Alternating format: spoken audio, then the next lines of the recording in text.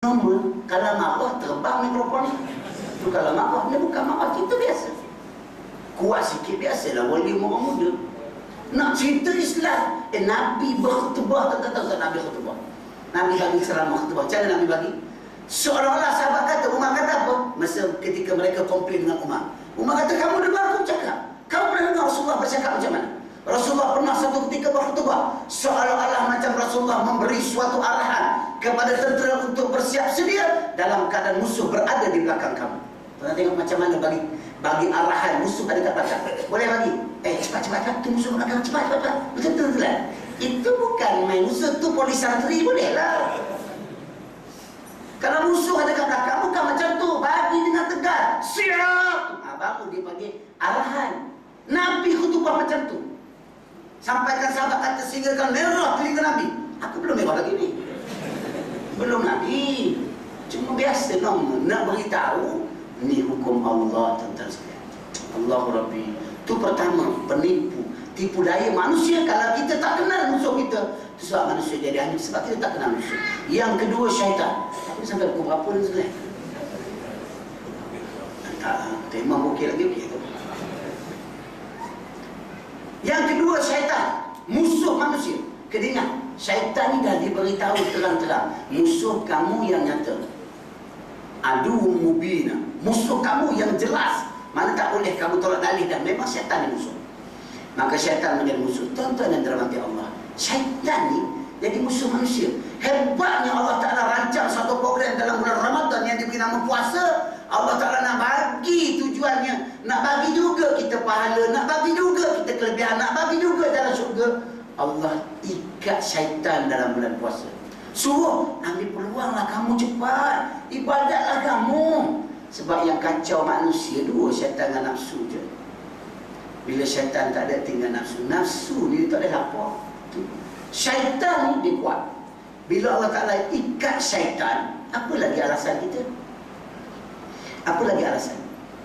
Sahabat tanya Rasulullah, ada ke bulan lain pahala berganda macam bulan Ramadan? Sahabat ni tanya, bukan sahabat, ada daripada kalangan masyarakat Arab pada masa itu. Tanya Nabi, ada ke bulan lain lagi hebat ni? Nabi semua. Sebab Nabi tahu dah, Nabi tahu. Dia tanya ni bukan sebab nak beramal banyak sangat dah. Sebab kalau ada, tak apalah buat bulan lain, tak apa, tak bulan ni. Ini perangai manusia. Perangai manusia. Nabi tak jawab, sahabat jawab. Sahabat kata, kalau bulan ni kau tak boleh nak buat beramal, bulan lain dah sarap lah. Sahabat jawab bagi terus kat dia. Bagi cash supaya kamu faham. Kalau bulan ni kamu tak boleh nak ibadat, bulan lain tak sarap lah. Bulan ni syaitan tak ada. Syaitan tak ada nak bangun subuh senang, nak mari kuliah senang, tak ada. Syaitan kacau. Ada nafsu je sikit. Syaitan tak kacau tak? Yang kuat sama syaitan. Kalau kita kalah juga, ya Allah, teruknya kita dengan syaitan. Teruklah tu sekali. Kalah juga. Allah Akbar. Tuan-tuan, ada satu masjid, saya sebut tuan-tuan, di PJ. Tak payah sebut masjid mana lah, di PJ. Baru lagi saya punya. Dia ni PJ ni dia protes adanya tazkirah Ramadan. Dia bukan sekadar tak suka, dia protes. Macam mana tuan-tuan sekalian?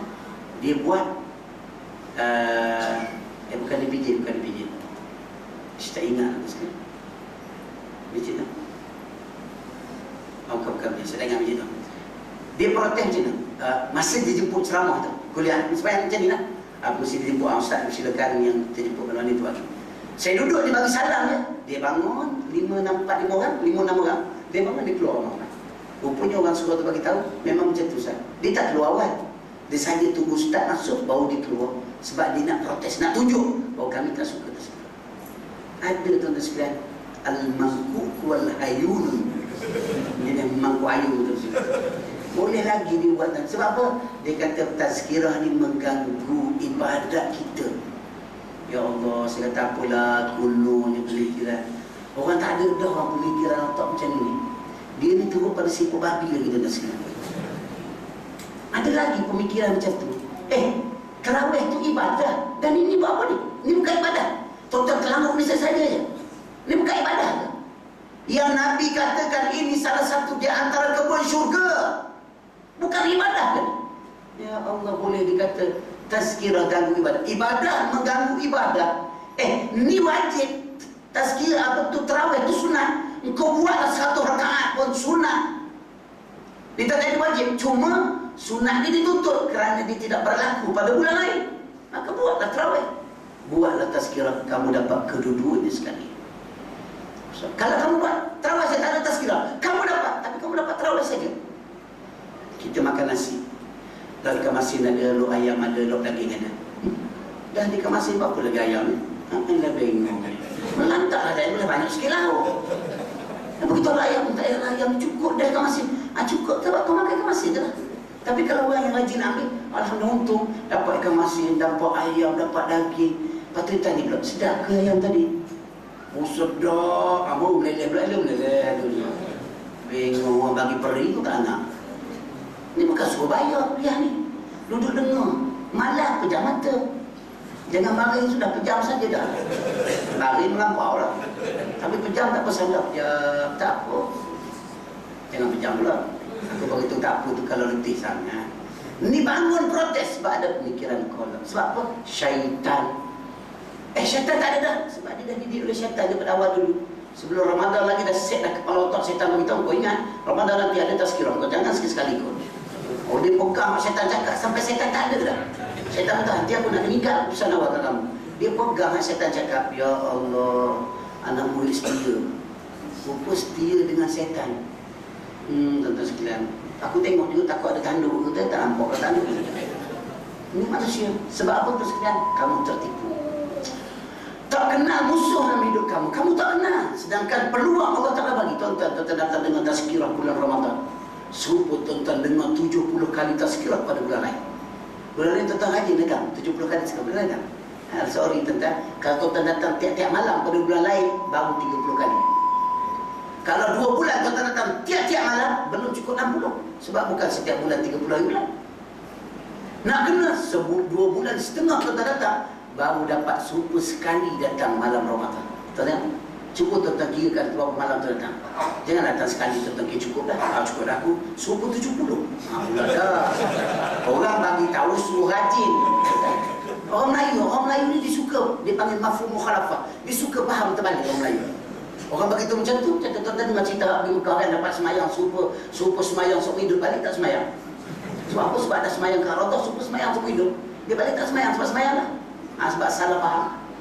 Tentang ada orang baca, orang sokok. Orang sokok. Minta maaf yang sokok, aku tahu. Bila macam mana? Lepas tu contoh boleh sedap. Orang sokok, dia pun baca lah buku, baca majalah, orang pun cerita isap rokok ni membahayakan kesihatan, isap rokok ni menyebabkan kanser, isap rokok ni menyebabkan mandul, isap macam-macam. Dia pun tahu dia Ustaz, banyak dah saya baca, rokok ni bahaya. Dia saya ambil keputusan, saya nak berhenti membaca. Alah, ada juga bengong macam tu kan. Orang bila baca banyak bagi bahaya rokok, ambil keputusan berhenti merokok. Dia ambil keputusan berhenti membaca. Ada orang lain tu kan. Dia boleh faham terbalik tu sekalian. Nak bersekeh di kepala tu sekalian. Apalah tengok siap kepala otak ni. Bertukar balik otak kiri, otak tangan, tertukar pergi otak depan, otak belakang, tak tahu depan mana. Boleh dipaham terbalik, berhenti membaca budak ni. Orang suruh berhenti merokok. Ni cerita tu sekalian. Tuan-tuan yang tak berhenti mungkin sebab tak baca kan ni orang-orang kan. Tuan-tuan nak tahu sebab apa? Sebab tak faham. Ni dia sekalian. Sebab apa tu? Syaitan yang tipu daya. Allah Rabbi. Sikit lagi tu saya nak habiskan kan. Allah tuan-tuan nak semayang. Aku pun semayang juga tu sekalian. Sekalian, sikit lagi tu sekalian. Yang terakhir tadi nafsu. Kawan syaitan nafsu. 3 ni musuh paling besar. Tu orang kafir tu ada, itu cerita lain. Semua tu duduk dekat 3 ni. 3 ni dah duduk dia. Duduk dekat 3 ni. Apa yang 3? Nafsu. Nafsu ni tuan-tuan sekalian, dia tak boleh lapar je. Kalau dia kenyang, dia lawan manusia. Tapi kalau dia lapar, dia kalah. Saya pernah cerita dekat tuan-tuan. Allah anak 2 kali yang datang cerita tidak tahu tuan-tuan. Macam mana kejadian akal dan nafsu yang Allah Ta'ala jadikan. Tuan-tuan sekalian, saya cerita ringkas tentang cerita nafsu. Cerita panjang-panjang sangat. Cerita nafsu je. Nafsu ni apabila Tuhan tanya dekat dia, Allah tanya dekat dia, nafsu, sebelum tu Tuhan dah tanya dia, Tuhan tanya nafsu. Nafsu, kamu kenal tak siapa? Dan kamu kenal tak siapa kamu? Nafsu jawab apa tuan sekalian? Anta wa ana. Dia jawab dengan Tuhan, kamu, aku. Belaka nafsu ni. Engkau tu Tuhan jadi jawab itu. Tuhan kata apa? Jibril, kamu campak dalam neraka.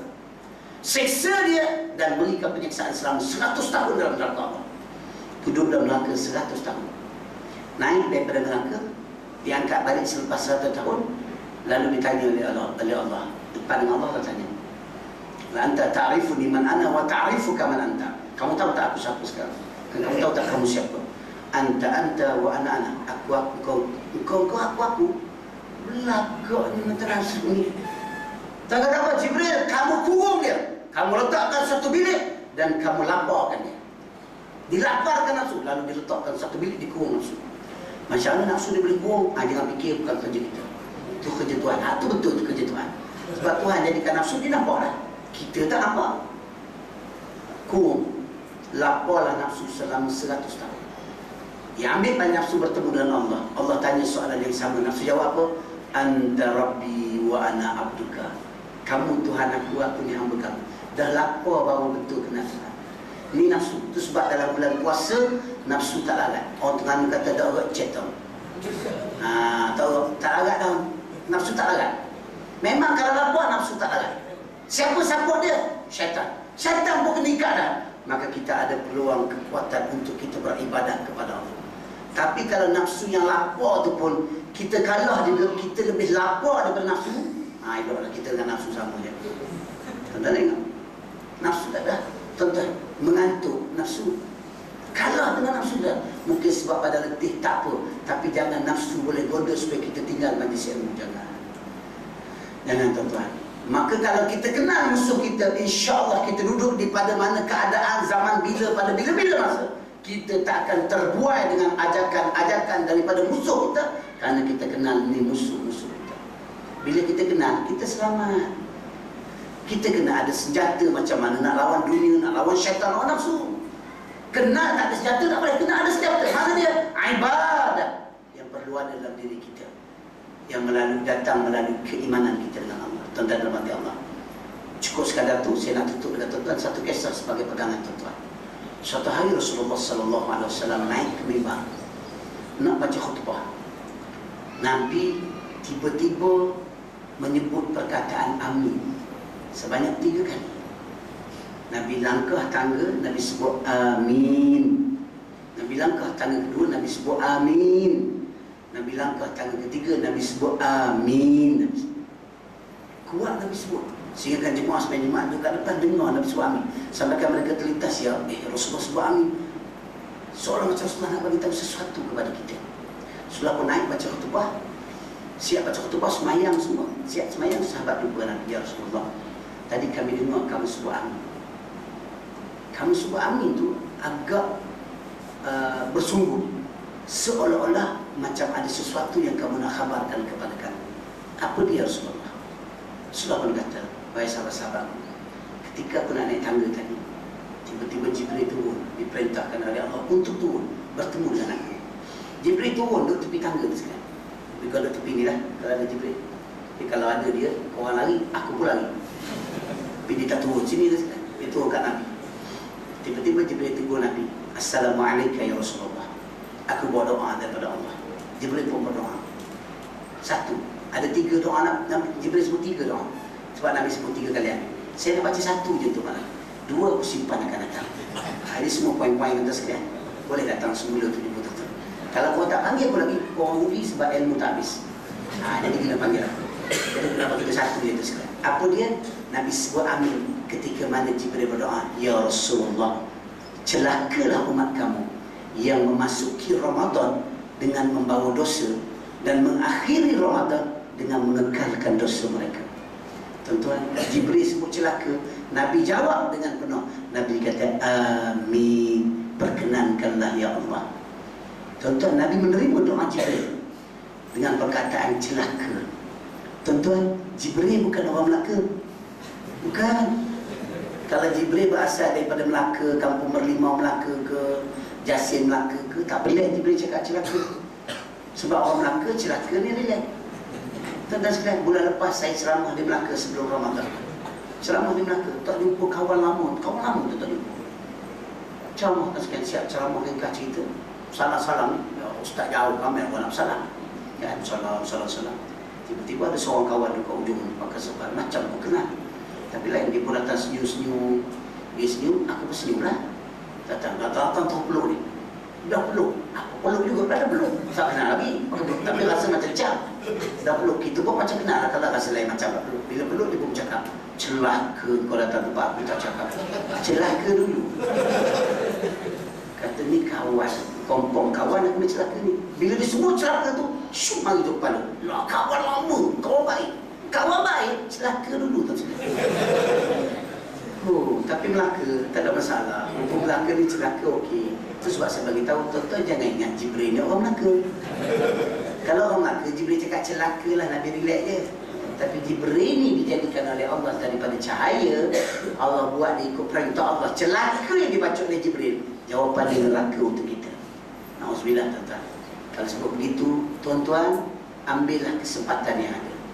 Malam yang kita duduk pada fasa kedua ada malam keampunan. Mintalah ampun dengan Allah sebanyak mungkin supaya Allah Ta'ala ampunkan segala dosa kita, dan kita akan tinggalkan Ramadan dalam keadaan kita bersih, dan kita akan bertemu dengan satu hari raya yang dipanggil Aidul Fitr, kembali kepada fitrah apabila jiwa kita bersih daripada dosa dengan keampunan diberikan oleh Allah Subhanahu Wa Ta'ala. Ingat, tak semua dapat, orang beriman saja boleh. Jadikan kita orang beriman, insya-Allah keampunan Allah menjadi milik kita. InsyaAllah. Saya cukup sekadar sebagai akhir lagi satu tuan sekalian nak minta dengan tuan-tuan, kalau tuan-tuan ada lebih-lebih